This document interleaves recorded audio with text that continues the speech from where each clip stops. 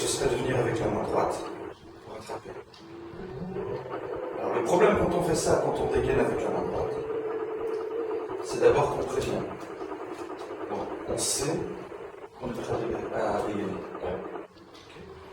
Le deuxième problème, c'est que quand on dégaine avec la main droite,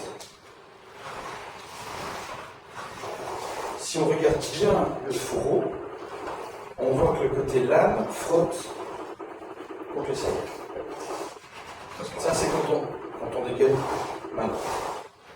Si maintenant on dégaine main gauche, et que c'est la main gauche qui recule, on voit que le saillant ne va pas contre la lame, mais il va contre le dos du saillant. Donc, tous les mouvements qu'on va faire en main droite, comme il y a une poussée, vont venir frotter contre le saillant. Tous les mouvements qu'on va faire avec la main gauche, forcément, déplace le fourreau et c'est le dos qui frotte.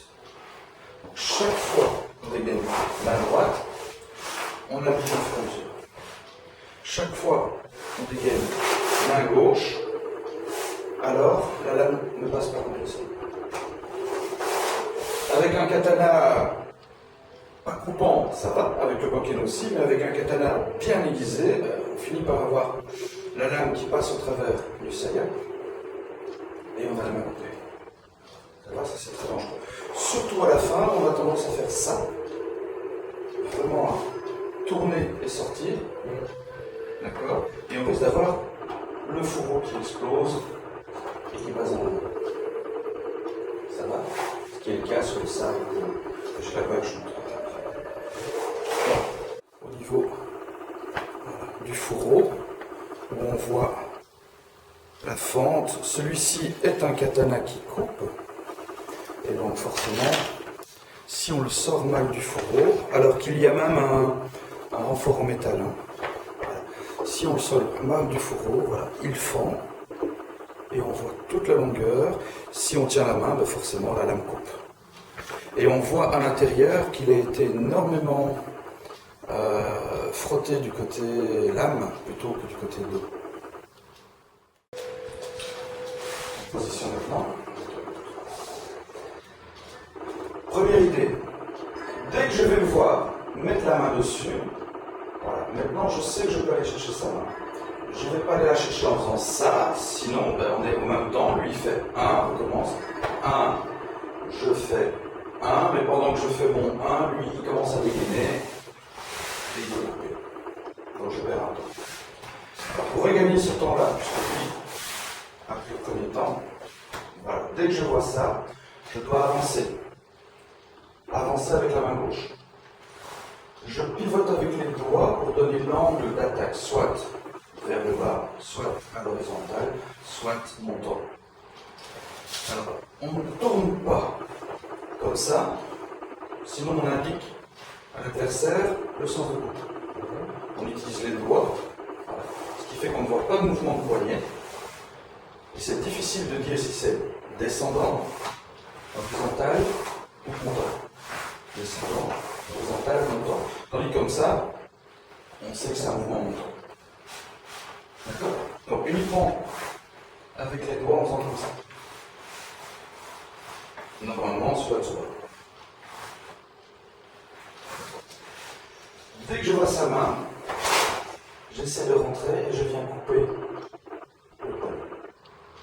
Okay. Pour ne pas tomber là-dedans, ce qu'il peut faire, c'est partir à 45 degrés. Bon, je vois, maintenant il part à 45 degrés et je me retrouve dans un axe vide. Comme il est passé, il peut couper en haut. Et si jamais je corrige le mouvement et que je viens à l'horizontale, il peut bloquer. Et bien,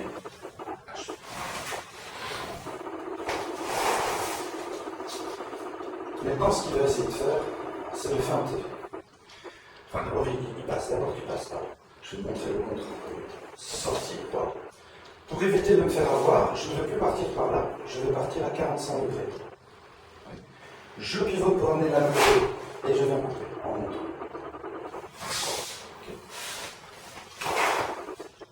il entre, je vois le démarrage, donc je peux moi aussi partir à 35. Je ne suis plus dans la ligne droite et je ne pars plus avec ma jambe gauche. Et cette fois-ci, je pars avec la jambe droite. Alors, il peut esquiver la main, bien sûr, dès qu'il part. Voilà, il va esquiver la main.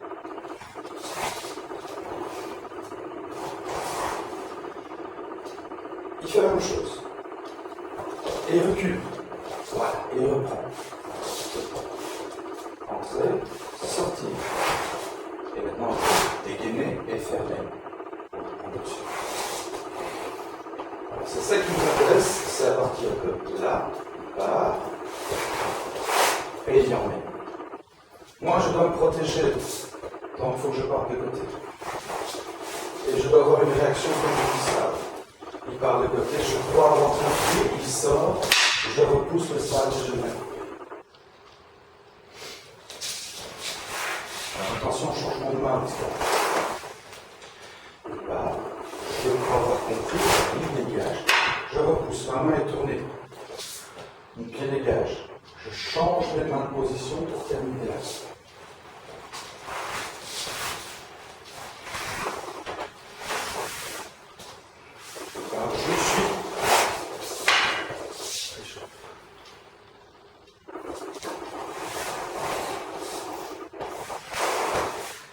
Pourquoi est-ce qu'on travaille avec des bokken et des saillies en plastique? Parce que c'est une sensation bien différente des quilles-mousse. Les quilles rebondissent, on n'a pas l'inclinaison de quoi que ce soit. Et ça permet vraiment d'y aller beaucoup plus précis, beaucoup plus sécurisant pour les élèves. Parce que comme ça, on ne travaille pas avec les risques de coupe. Il faut toujours vérifier comment le frottement, voir où il saute. Alors, pour commencer, il part, je suis, voilà. Et puis ensuite, je bloque et je